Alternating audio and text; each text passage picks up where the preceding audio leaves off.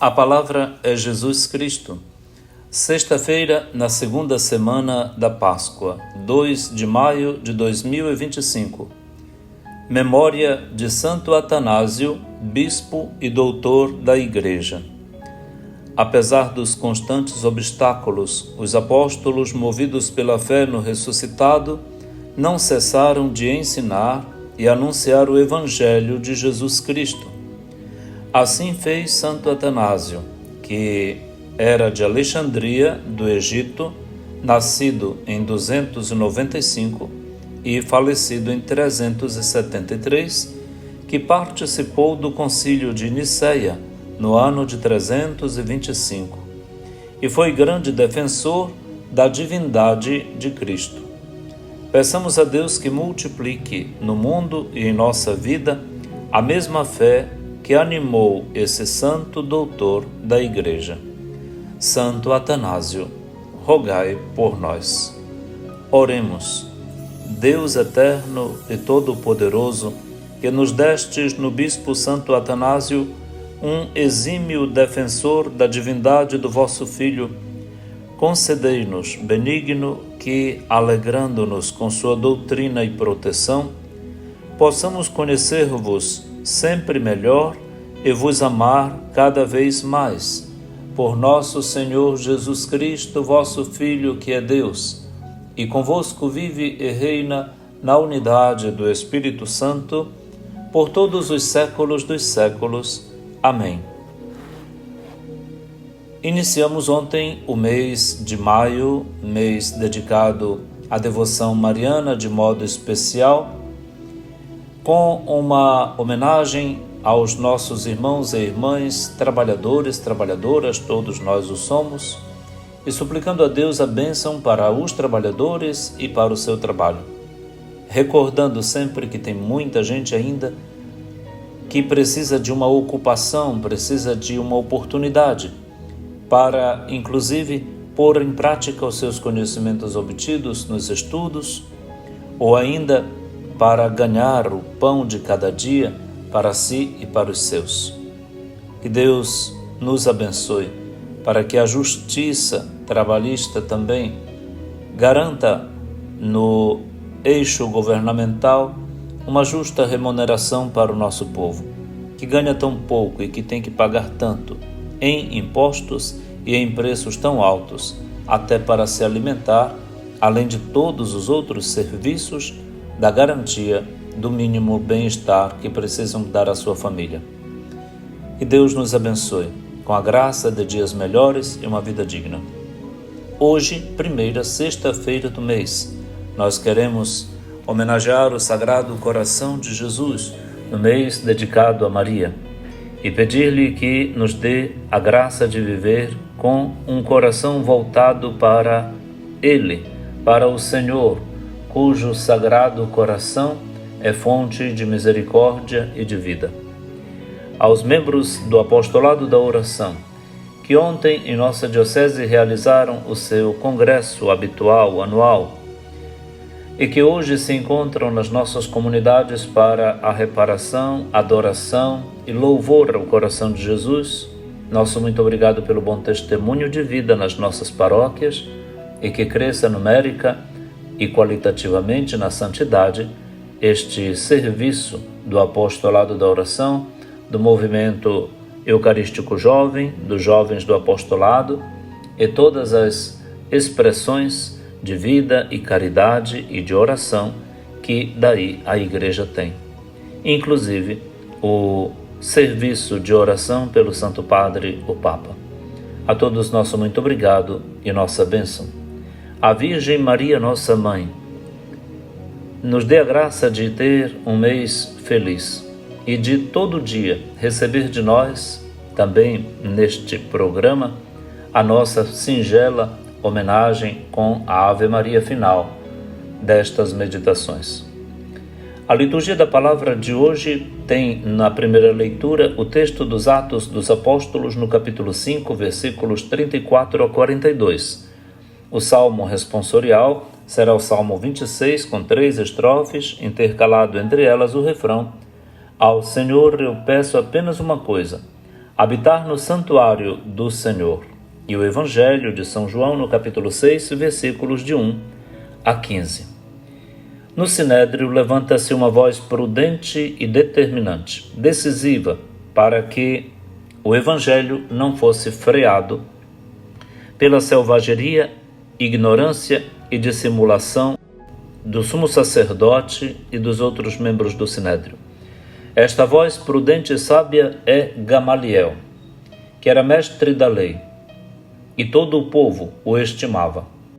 Gamaliel mandou que os apóstolos saíssem por um instante e fez um discurso lancinante. Disse que, ao longo desses tempos, apareceram homens cujos movimentos reivindicatórios ou reacionários, revolucionários, deram em nada, porque eles morreram e seus seguidores se dispersaram. Entre eles, um tal Teudas e o outro Judas, o Galileu.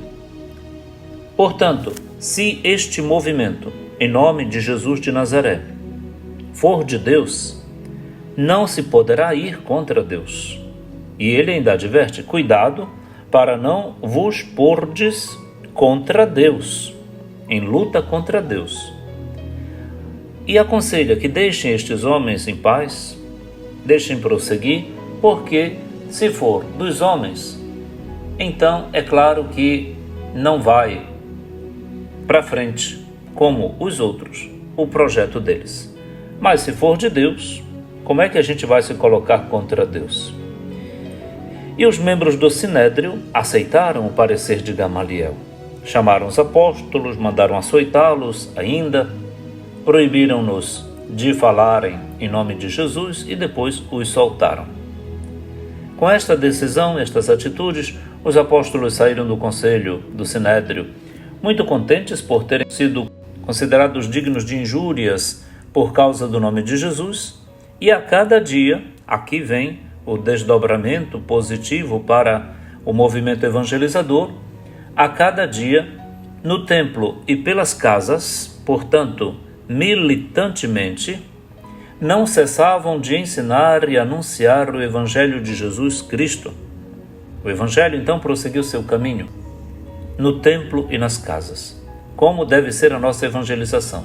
Na Eucaristia e nas casas. Deveremos visitar casa a casa e todo o tempo, porque o Evangelho de Jesus Cristo não pode parar.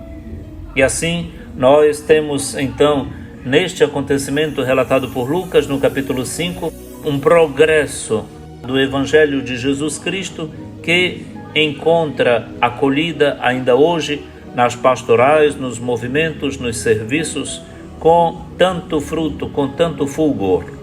A todos, então, nosso muito obrigado por levarem o Evangelho de casa em casa e na própria liturgia. A pastoral da juventude tem que assumir uma celebração nas liturgias. A pastoral familiar também, a pastoral catequética, a pastoral do dízimo, a pastoral familiar, a pastoral da pessoa idosa. Os membros devem estar no templo e assumir a celebração evangelizadora no templo, como também fazerem nas casas. A igreja que nasce das casas. Foi assim que a igreja começou, no templo e nas casas. E vai para frente, hoje, na Eucaristia e na vida, na matriz e nas casas, nas comunidades. No Evangelho temos o belíssimo início do capítulo 6 de São João. Um capítulo que tem mais de 60 versículos e que vai nos acompanhar nesses dias. Jesus está na Galileia, na beira do mar da Galileia, ou de Tiberíades. Uma grande multidão o segue, porque viu os sinais que ele operava a favor dos doentes. O dia já está chegando ao seu final e querem dispersá-los. Os discípulos querem dispersar toda a multidão para ir para casa. E Jesus disse então: onde vamos comprar comida, pão para dar para eles comerem? Filipe protesta dizendo: Nem 200 moedas de prata bastariam para dar um pedaço de pão a cada um. O cálculo matemático de Filipe está corretíssimo, mas não é a lógica da fé que Jesus quer despertar entre seus discípulos. O irmão de Simão Pedro, que se chama André, Andrós, Antropós, portanto, o humano, André, diz que está aí um menino, um garoto, portanto, um pequeno, do pouco, o menino naquele tempo não tinha valor nenhum, Então esse menino que não tem valor nenhum tem na mão a solução. Ele tem 5 pães de cevada e 2 peixes. 5 mais 2 é 7, é o suficiente. Quando o humano é pequeno, se apresentar diante de Deus para que Jesus diz, façam sentar as pessoas. Ou seja, sentar para que uma olhe no rosto da outra. Para que se acalmem, se serenizem, se organizem, sentem em grupos. E ali naquele lugar de muita relva, numa harmonia integral, ecológica, entre os que ouviram a palavra e agora vão ver o milagre da partilha acontecer, sentam na relva. E lá se sentaram aproximadamente 5.000 homens, de 7 elementos humanos, de um garoto pequeno e sem valor. Para dar comida a 5.000 homens, a proporção é absurda, a desproporção é absurda. E, portanto, aí vem Jesus, que toma os pães, agradece, distribui, portanto, distribui aos que estavam sentados e estes comeram tanto quanto quiseram. E Jesus faz o mesmo com os peixes. Quando ficam satisfeitos, Jesus ordena a coleta de tudo que sobrou e ainda recolhem 12 cestos cheios dos pedaços que haviam sobrado, dos que haviam comido. E este sinal levantou na multidão uma exclamação: este é verdadeiramente o profeta, aquele que deve vir ao mundo. Portanto, o Messias, quem esperávamos, chegou a solução dos nossos problemas. Vamos já fazê-lo nosso rei, porque nossas autoridades não conseguem solucionar nossos problemas. E é ali que se equivocam, porque Jesus não veio para isso.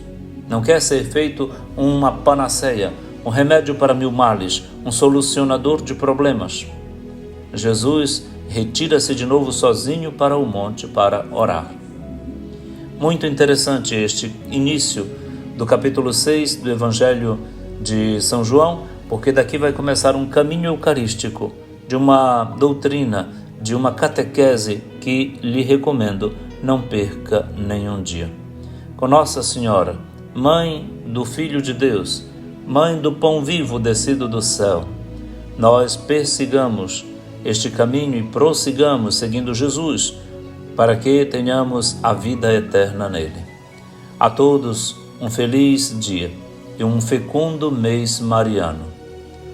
Ave Maria, cheia de graça, o Senhor é convosco. Bendita sois vós entre as mulheres, bendito é o fruto do vosso ventre, Jesus. Santa Maria, Mãe de Deus, rogai por nós, pecadores, agora e na hora de nossa morte. Amém. Pelos nossos cardeais, continuamos rezando. Mater Ecclesiae, ora pro nobis. Mãe da Igreja, rogai por nós. Abençoe-lhe o Deus Todo-Poderoso, que é Pai, e Filho e Espírito Santo. Amém.